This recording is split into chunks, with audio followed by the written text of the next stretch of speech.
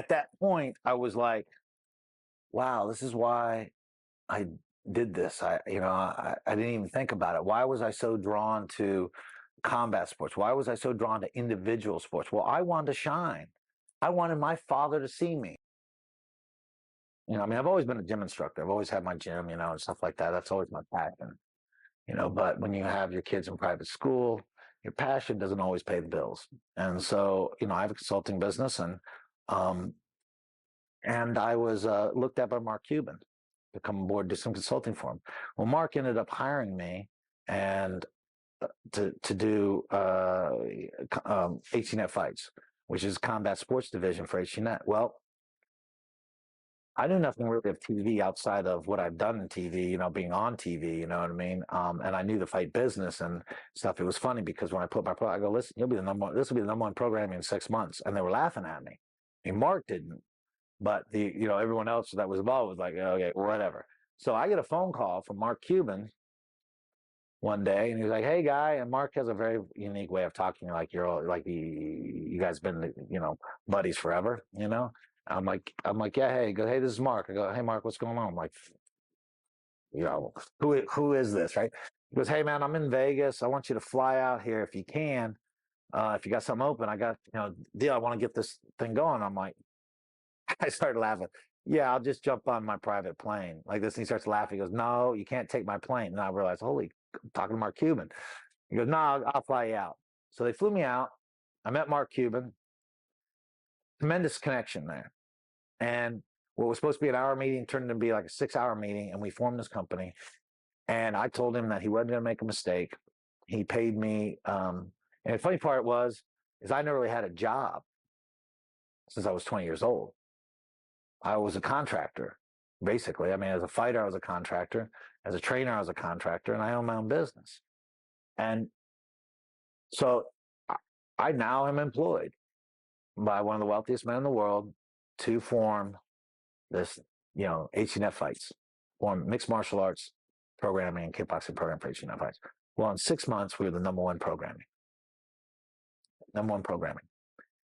And my father came to Texas, and I haven't seen him because we had another falling out, because I found out that there was some shenanigans going on with my sisters and his wife, and I wasn't going to put up with that. So I basically, laid down the law on him, which put a big dent in the relationship. So I probably hadn't seen my father in 6 years. I have a son now. I think Rachel was on her way. I figured, maybe my father would want to see his grandson, because I just don't have normal children. I have the most amazingly beautiful children. And I'm not just saying that because I'm their dad. It's just the freaking truth. They're unbelievable. And, your life is better knowing my children. I guarantee it. They're just very sweet, loving people, which is amazing. It just shows you how much influence mom actually has on them too. And so I introduced my dad, my son to my father, and so he goes, what you doing now? Are you still being a caveman and fighting? So then I said, well, Dad, I'm a little more sophisticated than a caveman. But yeah, I retired, Dad. I retired 3 years ago. He goes, oh, well, that's good. What you doing with yourself now? I said, actually, Dad, I'm the president of HTNet Fights. He goes, well, what's that? So I explained him the whole deal. How one of the wealthiest men in the world took under his wing, and I had to make decisions. You understand? I had to make decisions in this company. I don't even balance my checkbook. All right, I'm making decisions that are costing millions and millions of dollars, and I'm freaking out. I freaked out so much. I called Mark. Mark, I'm not sure. He goes, well, I hired you because I thought you could. If you can't, tell me you can't, and we'll find somebody else. So I made some really gutsy decisions, and I had help. Andrew Simon helped me out a tremendous amount.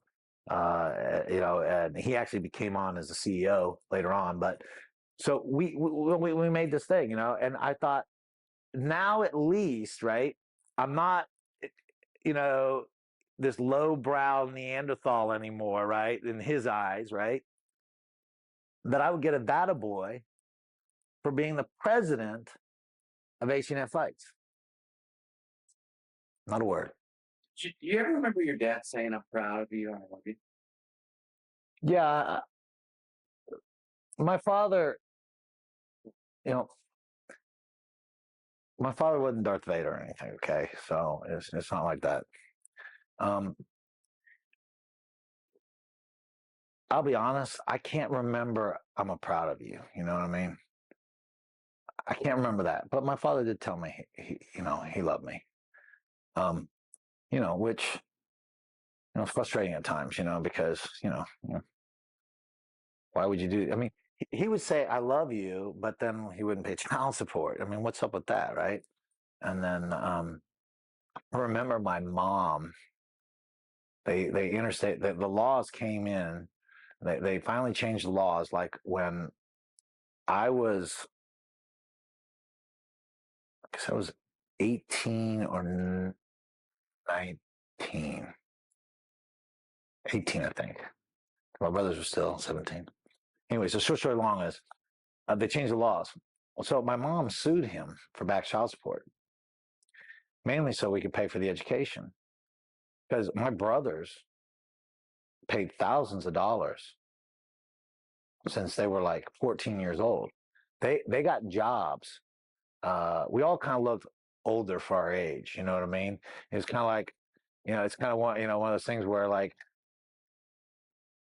people go, "Oh, he's 14 years old." They believe it. But they go, "Okay, he's 19 years old." They believe it. Those type of people, you know what I mean? It's like a lot of women. They go, "Oh, she's like for these really attractive women." They say they're 40 years old. Oh, you can believe that. But you can also believe if she says she was like 32, right? So it was kind of like that. And so at 14 years old, they got jobs as banquet bartenders at the Harvey Hotel. And they were banking. I mean, literally, they were making so much crazy money, and I wasn't making very much money at all. In fact, I was probably the least contributor in the family. Of course, that would be typically me, right? And so he got sued for it, and he was in transitions from a job. He started his own company and stuff, and there's always that. And he gets hit with, like, I don't know, it was like $75,000-$80,000 worth of back child support, and he's like freaking out. And he goes, "If you loved me, you wouldn't do this. You love me, you wouldn't do this." And we were like, I was like, really? I mean, $875 is all my father had to pay, you know what I mean, a month. You know what I mean? I mean, that was it. And there was an increments to go up as we got older, you know what I mean? But he wouldn't have paid more than like $1,200 for 3 kids. Yeah. So this idea that he would say, "I love you," but he wouldn't actually show it, right? And by his actions. Yeah. My father's expression of "I love you" wouldn't be like my expressions of "I love you." I am, like I said, most people know pretty much where they stand with me. And I'm a very affectionate guy, and I can be very cold too, And so the thing is that, like, he wouldn't be like that. And I've had to teach myself, because this is the problem. And I call it the legacy, because you are cursed with that. You are cursed with what your dad gives you. I never got, that kind of that love you thing, and a lot of my relationships, I just assumed the woman knew I loved her. I wasn't a big "I love you" guy, you know what I mean? And I just assumed, I mean, I was like my father. I used the "I love yous" to manipulate versus, let them know and be like, "Come on, do this for me. I love you," because I wanted her to do my laundry or whatever, you know what I mean? But it wasn't that I didn't care for him or anything like that. I just didn't express it like that because my father never did. I believe my father loves me. I do believe that. I believe that his acceptance is conditional. So it's kind of a different kind of love. It's not the love that I think that that is meant for us in a spiritual sense. I'm stuck with this legacy of anger. I walked around pissed off my entire freaking life. You know, I was quick to get physical with people. Funny thing is that, okay, like I'm 50% of my father. I mean, almost straight down the middle, 50% of my father, and I'm 50% of my mother. And it makes the weirdest dichotomy because, like, I don't like hurting people's feelings. Right? My mom is like the most sensitive person. I don't like hurting people's feelings. You know, I mean, I look horrible. I am a loving person, you know, when it comes to my family and stuff like that. But I can shut that off like my father in a half a second and put a beating to inch of your life. It's the most crazy thing in the world. I catch myself, I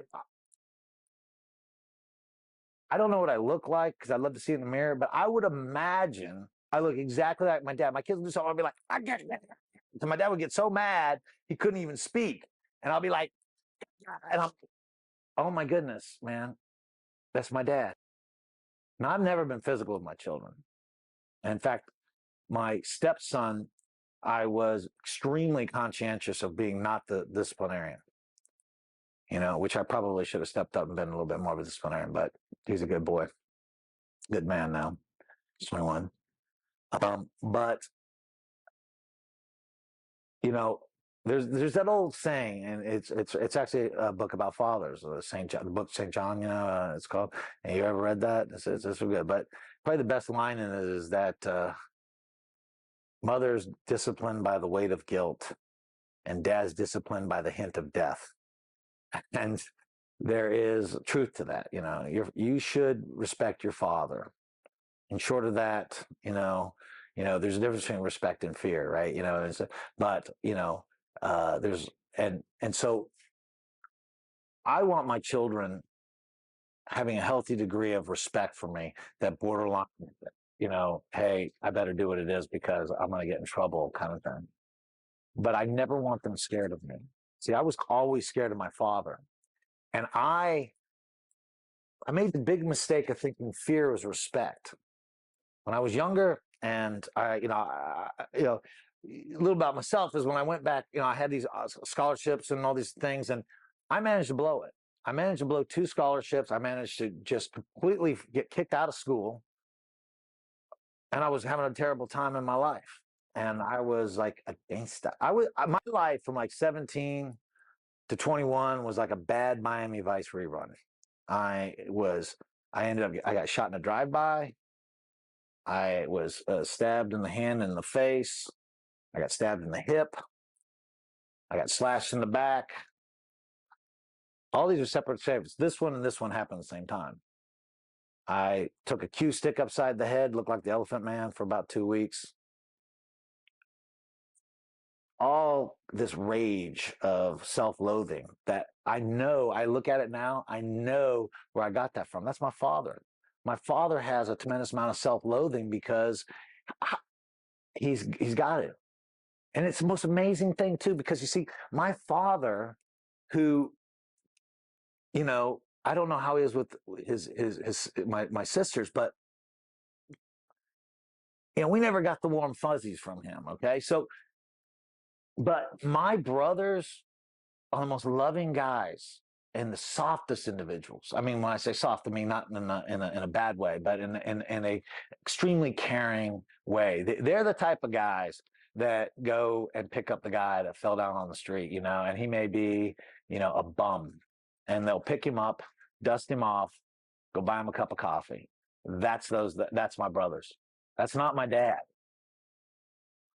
The legacy passed down from my father shapes me as a father of my children. it's like this though. Okay. Not having a father in your life at all is a bigger disadvantage than having a complete jerk in your life at some degree or another, because providing that, you know, life is not being threatened. Okay. I mean, obviously having that person out of your life is important, but having some kind of father influence gives you a great example of what either to do or not to do.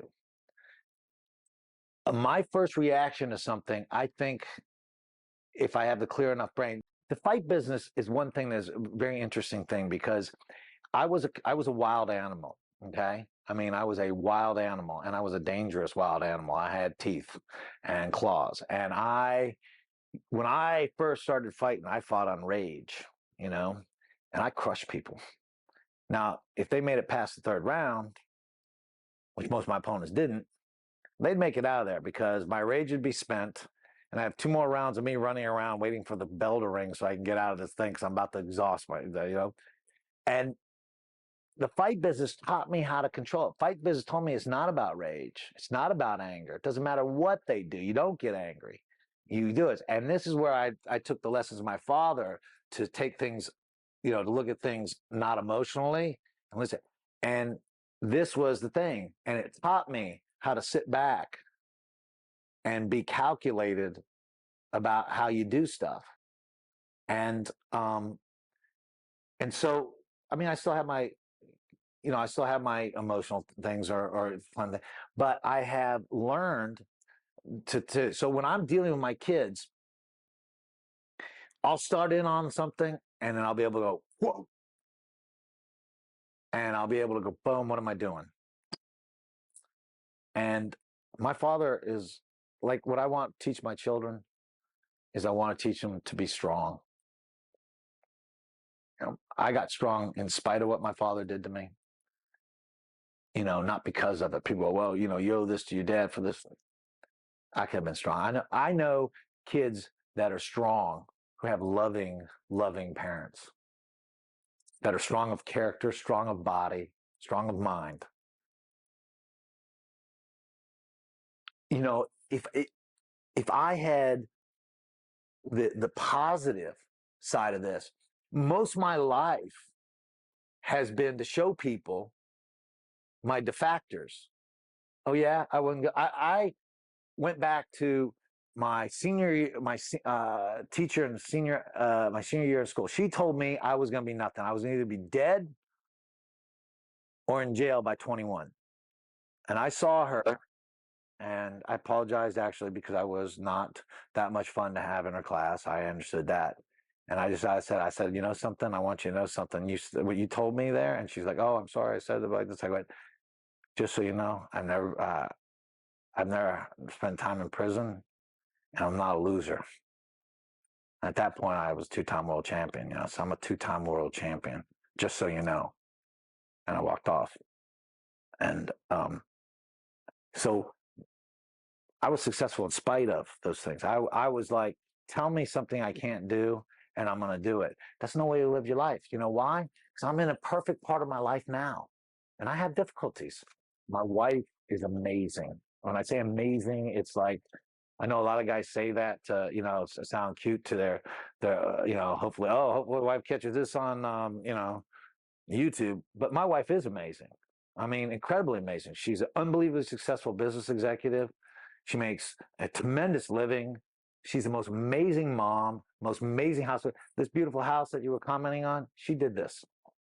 I told her I didn't want to get involved because I didn't want to be in divorce court over it. You know, so you know, and she did this whole thing all by herself. You know what I mean? She got contractors, boom, boom, boom. She's amazing. When I say amazing, she's amazing.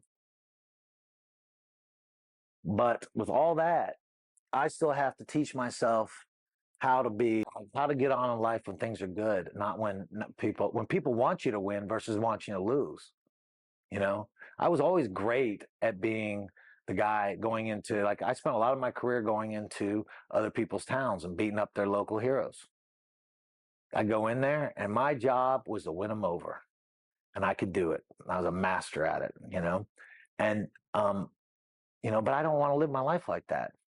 So, but that's my legacy. My legacy is I'm going to show you in spite of this thing. So I don't want that to be passing down to children. I don't want to pass down the anger to my kids. I don't want to pass down these crazy, unattainable expectations, right? My father never said, he was never realistic in his expectations. I mean, why am I not going to Yale?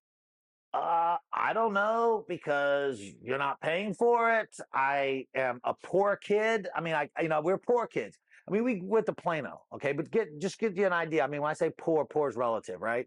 But we were definitely lower class income. Every month was a skin of the teeth type experience, okay?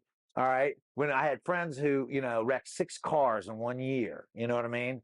I never had a car in high school. I drove a motorcycle, you know what I mean, to work. And it was miserably cold all the time, right? You only remember the cold. You don't remember the heat. And, so when I deal with my kids now, I literally at times have to sit them down and apologize to them for the way I've talked to them. And I pray that I don't do the damage in that initial thing. It's like when you talk to your wife or your significant other, there is certain language you never use, ever, because it doesn't matter how many apologies or roses or trips to Mexico you give her, it never goes away. It never does. And that's the same thing. I can remember things my father said to me that he can't remember, but I remember as clear as day, that cut like a knife. I don't want that to be me. I do not want to be that with my children. I want them to be strong. I want them to do stuff. I understand the value of being strong. I understand the value of being honorable. I understand the value of being respectful and being respected. I understand the value of education. I want them to value those things.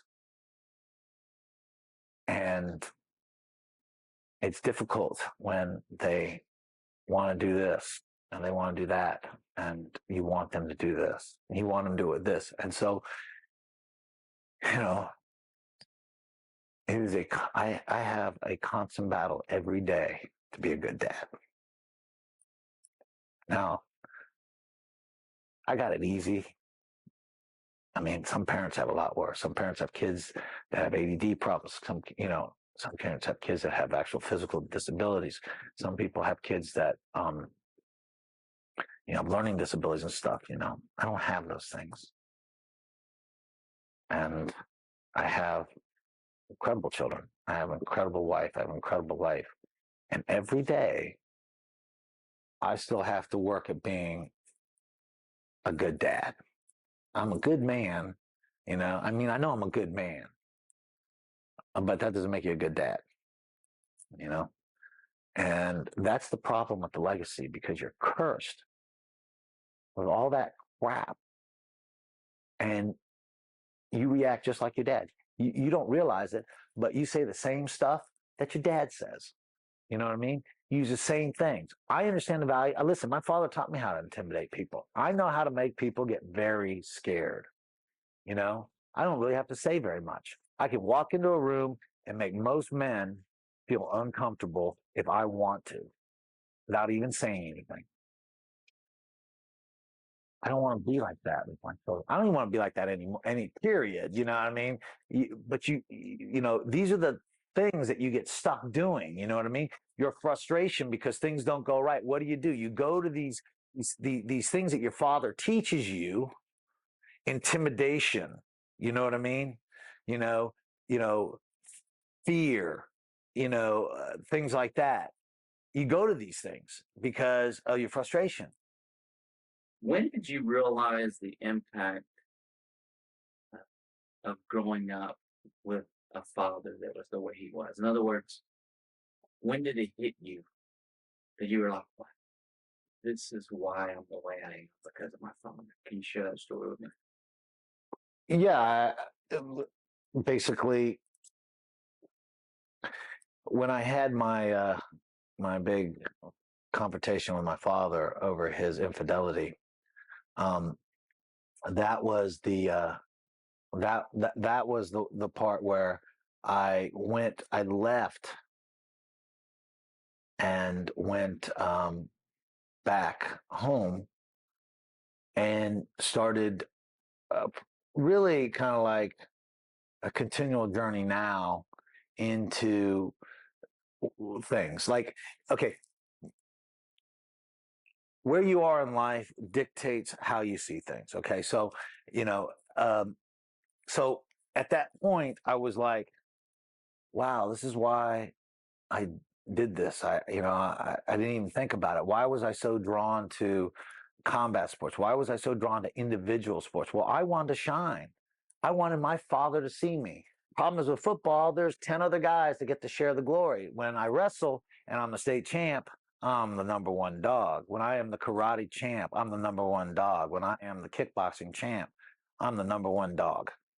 So I get to shine. So my father doesn't get to be confused with everybody else. He gets to see me and see me in my glory and how well I did. And I was like, wow. I was like that. And then, of course, the idea of being scared. When I made a conscious decision, when I realized what a coward I was, because I left my brother to take a beating, which you would think it would get easier when it's doing that, but I can't even think about it without being so ashamed and of myself. And I was like, I think I was like 7 years old. I'm 43. Do the math. You figure that I would get over it, but you don't. And I get the same things. And so I think back, wow, my father, because like in high school and stuff, and so if you looked at I would give you a beating into your life if you threatened my brothers. I walked into his class. This one kid threatened my brother. He was a leader of the Mexican gang.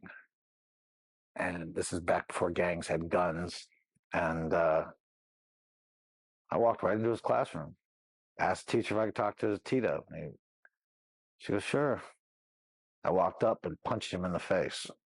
I took his books and I beat him till he was on next to unconscious with his history book right there in class. Teacher didn't even know what to do. That's how I was. I was never going to have one of my family members ever intimidated, ever in a bad spot like that. Now, granted, that was crazy, but there was my father. There was that crazy. That was just as crazy as my father sticking a gun in a principal's face and threatening to shoot everybody. And I still to this day don't know why he didn't go to jail for that. I swear, I would love to know why that happened, how he avoided that, but that's a different story, right? But the thing is that I look back on things and then like, and you get, the problem is with most people, and I think why we have such an issue is that there's no self-reflection. Not self-reflection is a very superficial thing here. It's okay. I have the pretty wife, the 2.4 children. I live in this neighborhood, or I don't live in this neighborhood. I have this car. I don't drive this car.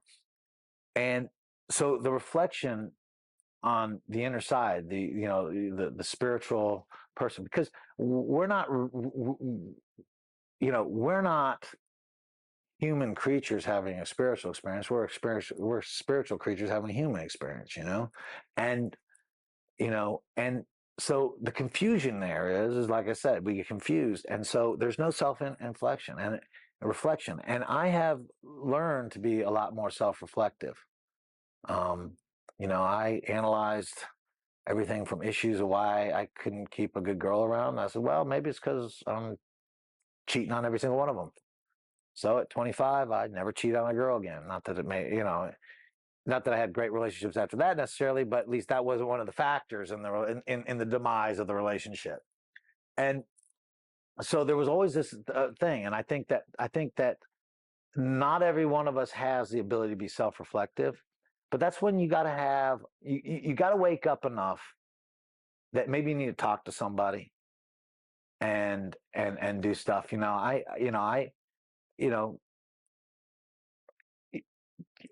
don't, I have in the past, but I find that I tend to be my own best critic on stuff. I am very real about things, about my limitations and and things. And so, you know, I, you know,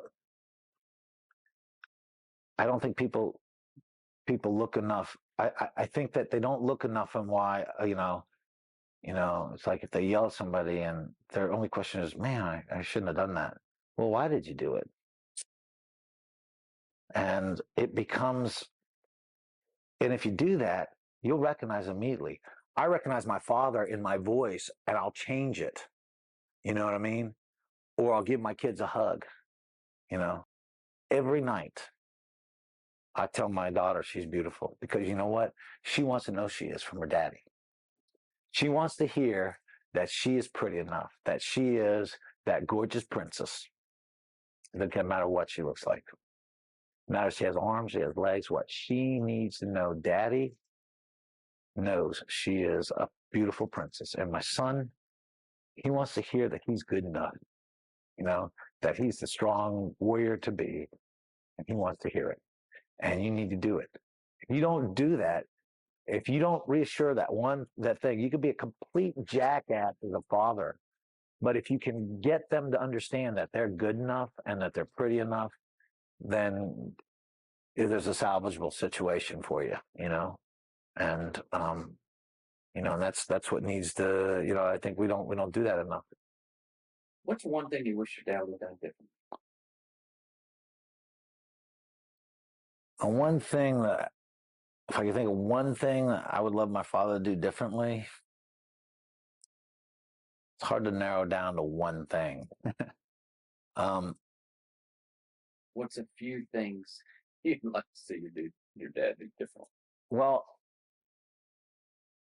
I would love to see him be like a loving husband. I never saw him being a loving husband to my mom. My mom is an amazing woman. I mean, she is an amazing woman. I would love to see that. I would have loved to have those examples of that, because marriage for me, I've never had any great examples of marriage. I'm winging this entirely on my own on this one. And I don't do such a great job all the time. I just got an incredible wife. And I know how lucky I am. I mean, the difference is between that is that there is a bit of fear that I learned from my father, because I don't want to be my dad. I don't want to be stuck in this miserable freaking relationship with this miserable woman that they're just miserable, and they're miserable together, and they're like this. I don't want that. I want to have this loving relationship. I want to have this. My mom's a very loving person. I kind of married my mom. My wife is the most loving creature in the world. And I would love to see that. I would love my father not to be so physical with us. And like I said, when I talk about him being physical, he didn't like pull out the coat hanger, heat it up, and start, branding us or anything like that. But he was too physical with us, He was just way too physical with us. I would love it for him not to yell the way he did. I would love for him to be able to do it, talk in a manner that is better, because my example, I yell or talk too loud to my children. Not all the time, but I never want to do that. I want him to be all the good things that I want him to be. I wanted him. I used to think he might be a jackass, but he's an honorable guy. He's really not. I want him to be, hey, a guy who is respected and respects others, and he's not. It's like, I don't know if you want you always want your dad to be Superman, and all this other stuff, and we believe he is, even when there's evidence to the obvious that he's not. But there's a certain point where you go, he's none of those things. And I want him to be authentic. That would be the greatest word, because that's what I want to be. I want to be authentic. I want to be able to express my anger when I'm pissed, because not is not being authentic. But I need to know how to do it in a way that doesn't destroy my relationships. I want to be authentic enough so people get me, you know. I want them, you know, the problem is, you know, you get to have this phony thing, you know, about being like a tough guy and stuff, is that I have been inauthentic most of my life with a lot of stuff. Not like great deceptions, but like the fight business. I'm really, really good at something I don't like to do. I don't like hurting other human beings, believe it or not. My drawback as a professional fighter was I was too merciful on my opponents.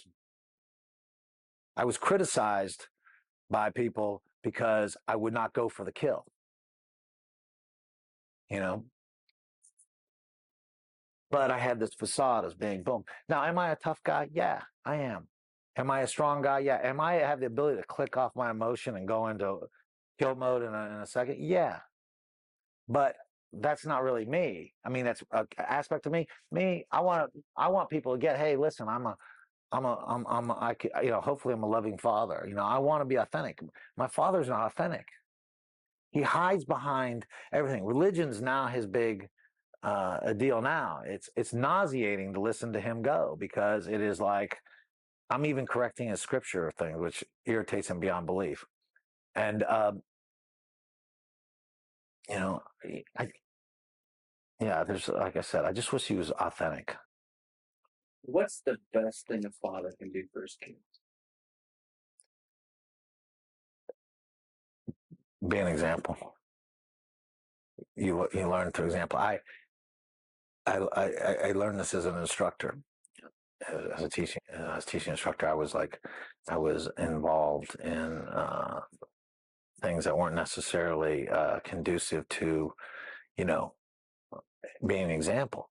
You know, not fighting and roughhousing and doing all sorts of idiotic stuff. And I would see parents of some of my children doing the same exact stuff, but they didn't want to see their kids' martial arts instructor doing that, even though they were doing it, you know? So I stopped and started re-examining some of the things that I did, and I realized that if you're going to demand certain things out of the kids, like there are certain things I don't ask. I tell people all the time, there's a lot of things that sounds like I'm asking. I'm just being polite and telling you, all right? And my martial arts program is very much like that. And but if you're gonna expect that out of somebody, then you better be pretty damn close to what you're expecting them to be. And that's what you have to be, because your kid is gonna be you. That's the curse. That's the legacy. Now, he may be, you know, he may not be as like I am very much my father. I'm not violent. I'm not a violent man. It sounds funny for a guy who fought professionally for a living, but I'm not a violent man. I don't lash out. I haven't hit anybody out of anger since I was 13 years old. You know what I mean? Except for when I was 40, when a guy almost ran over my child. That I will admit, I hit him out of anger. But there was other circumstances behind that. But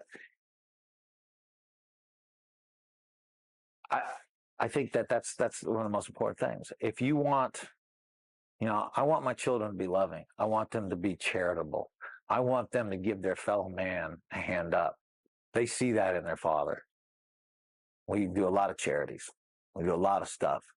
I involve my children in food lines that we go to. We, on a regular basis, go down the food lines down in Fair Park and help out.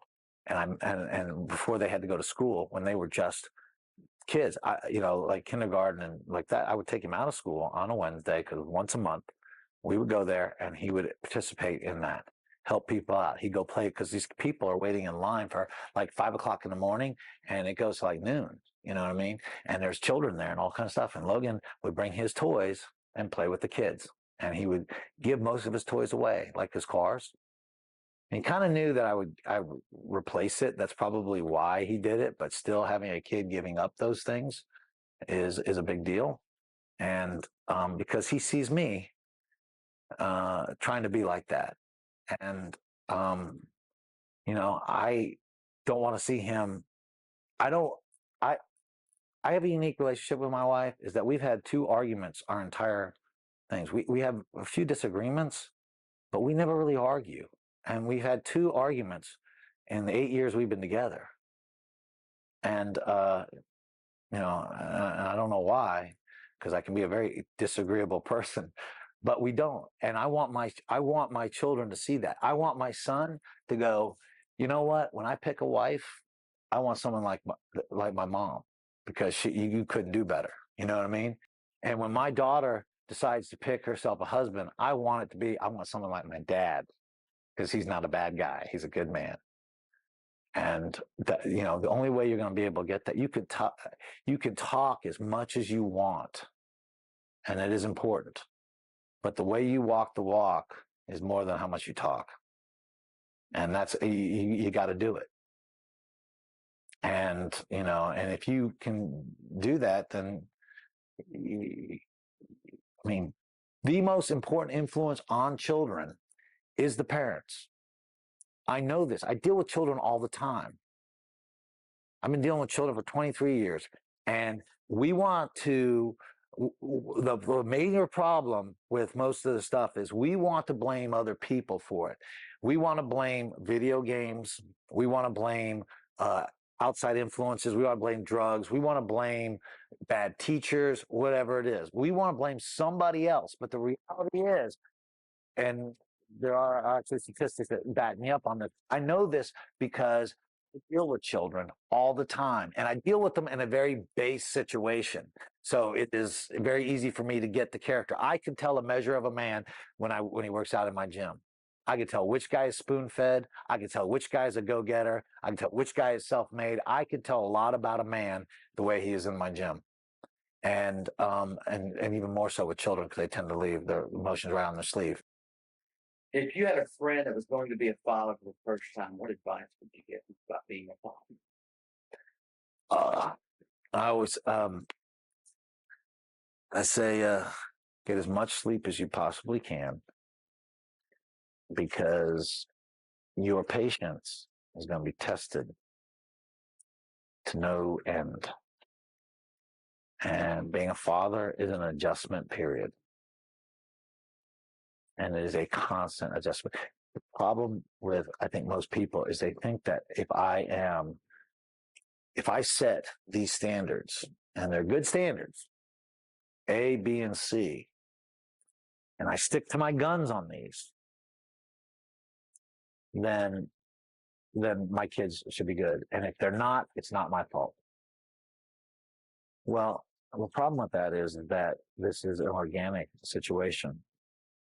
And if you don't choose to grow organically with it, then there is no statics. There is no, I tell people there is no absolutes in this world. There's only a few of them. It hurts just as much your eyes open as your eyes closed. That's about the only one I can really come up with. And that there's God. I tell people all the time, you can believe in God. Other than that, everything else is pretty much, you know, it's pretty much questionable. I go, you know, I mean, like I said, there's this way it is. And when you're dealing with, I tell them all the time, you know, with these young, because I actually have one of my instructors has just had a daughter yesterday, 2 days ago, and he is like, I go, listen, man, you got a daughter. I said, and I told him, listen, there's things you got to change about the way you are. And I said, you're no longer solo, brother. You now have a whole posse with you. And, you know, that's the thing, as I said, you got to have those patience, you know, and you have to be willing to grow into the situation. The best thing about being a father is crazy, loaded question now, because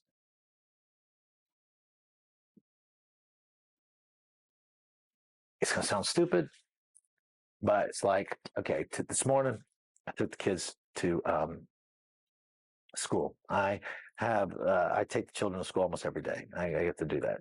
And my son gets out and it's cold, and he goes, I go, you want my jacket?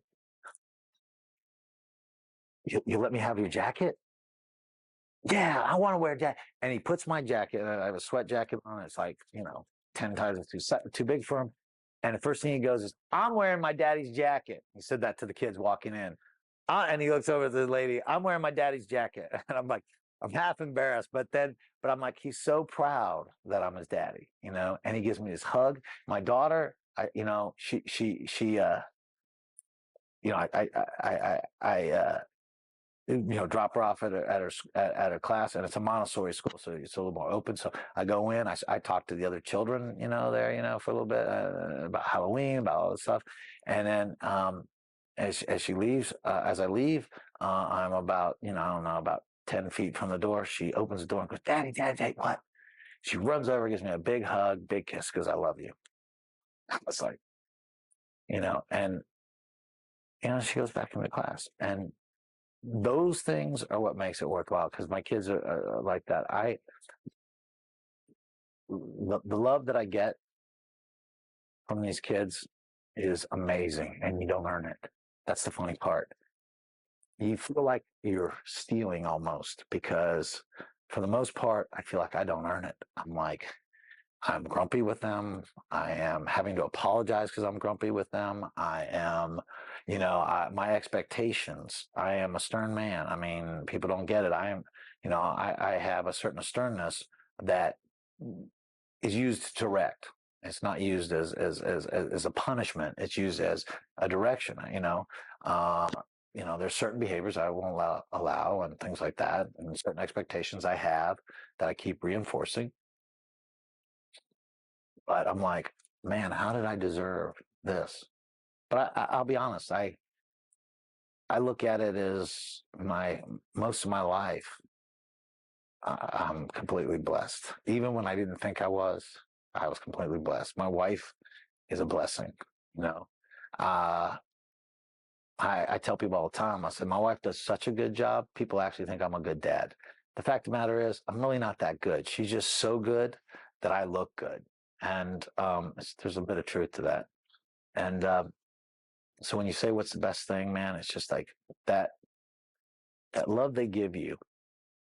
And to be honest, you don't deserve it. It's like, you know, you just like, man, I have never done anything that wonderful to deserve something this wonderful. Like I said,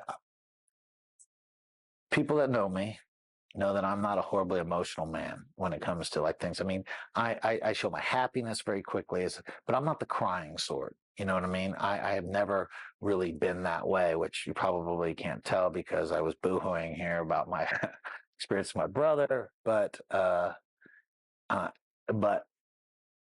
my children, I get teary-eyed. I was teary-eyed walking out of the school today because I was like, man, I've got it so good. You know, I mean, I've got it so good. And I've always wanted to be a father. The funny part is the two things I've always wanted to be is married, want to have a partner like that, and I want to have children. And now I've never had great examples of how to raise children. I've never had great examples of marriage. My mom is the most wonderful woman, but she's like a lot of women. If they could pick 10 good ones, she picks the 11th, you know? And, you know, so I never saw a good examples of marriage. I was not, you know, always the best boyfriend and stuff, you know, and things. And so it was like, but these are things that I wanted. And it's probably the thing that I would probably should, you know, my advice is to people being fathers is that fathers to be, I should be, say, you got to want it. I mean, you got to want it. And when I say want it, like a drowning man wants air. Because when you take that kind of thing, you will do whatever it takes to make sure that things are taken care of. Whether that is anger management classes because you can't handle your anger, whether it is, you know, working that extra job, or in my case, I quit HTNet Fights because it was taking 10, 12 days out of my month to go and be away. And my wife has to travel with her job too. And so, you know, about half my income was being president of HTNet Fights, whereas my wife's whole income is coming to that. And we're about 50-50 on bills. So I was like, it just made sense for me it was a very difficult decision because I loved working there. I loved the whole idea of it, but I love my family a lot more. I love my children a lot more. We have a lot of help. We have a wonderful nanny in our lives, helps us to be able to do some stuff, but I don't want my nanny raising my kids. My nanny is an aid so we can do stuff, not the surrogate mother. And we had to come with that. So I tell people, if you want this enough, and if you are willing to do this the way you want to do it, that these changes won't be that big a deal, that these things won't be a factor in doing your stuff, because there is a constant change in what goes on. I mean, Jake, our older boy, you know, I went from being very cool because I was a professional fighter. I'm on a video game. You can play Guy Mesger, character on a video game, to drop me 2 blocks off from school so people don't see me dropping you off. I'm like, your friends think I'm cool. No, they don't. No, they do. You just don't think I'm cool. You know, it was just heartbreak, you know, that no longer am I cool, you know, like thing, you know, to this boy that saw me as larger than life when you know, especially because I knew him a long time before me and my wife were dating. You know, you got to see maybe in the height of my Superman years, you know, and it's you know, you got to make these adjustments, and you got to be willing to do it, and you got to be willing to keep a smile on your face while you're doing it. Being a father myself now, like officially being like my own children's father for almost 7 years, 6.5 years, it's been the best thing that I have, the best accomplishment that I ever did. You know, like I said, I was a 5-time world champion, you know, something, you know,